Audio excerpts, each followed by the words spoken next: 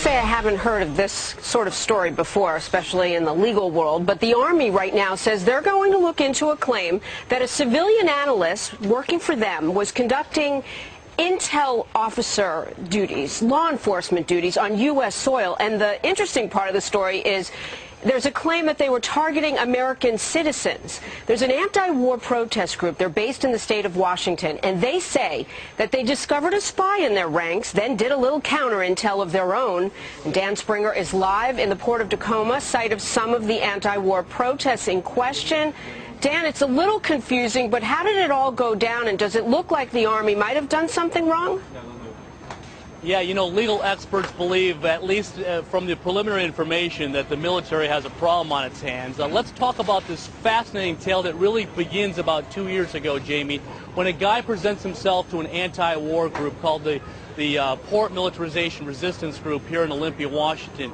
A guy named, it says his name is John Jacob. He presents himself as an anti-war activist, wants to end the war in Iraq and Afghanistan. He joins the group, actually gets a lot of trust within that group, and becomes the administrator of their email list.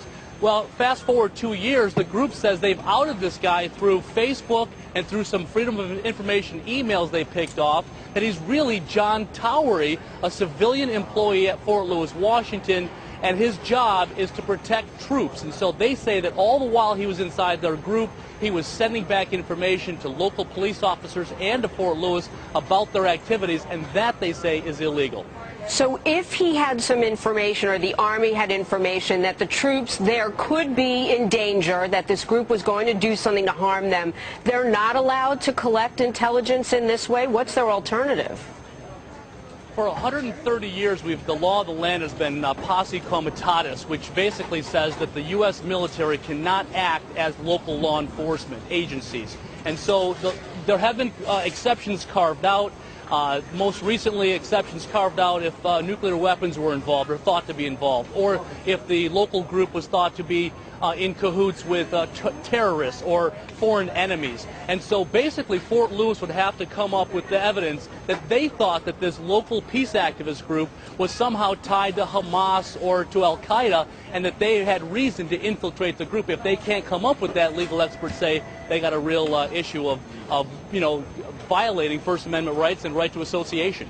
Dan, at this point, we don't know that information, but what's the next stage for this? Does it go to trial? Who defends the Army in this? And what do you think we'll learn, or will some of this information be classified? Well, a lot of it already is classified. We filed a Freedom of Information request, and we got emails that had a lot of information redacted, emails from John Towery to local law enforcement.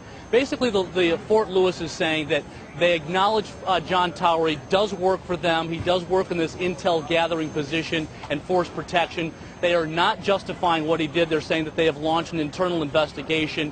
Outside groups say they will support the military because they believe, as many people do, that this is an issue surrounding protection of troops. And so what's going to happen is PMR is going to file this lawsuit. They're going to drag the military into court and see if they can't get some sort of a settlement out of them, or have the military have to pay for violating rights. Well, it's certainly a case worth following. Dan Springer, great reporting. Thank you so much. Right. And the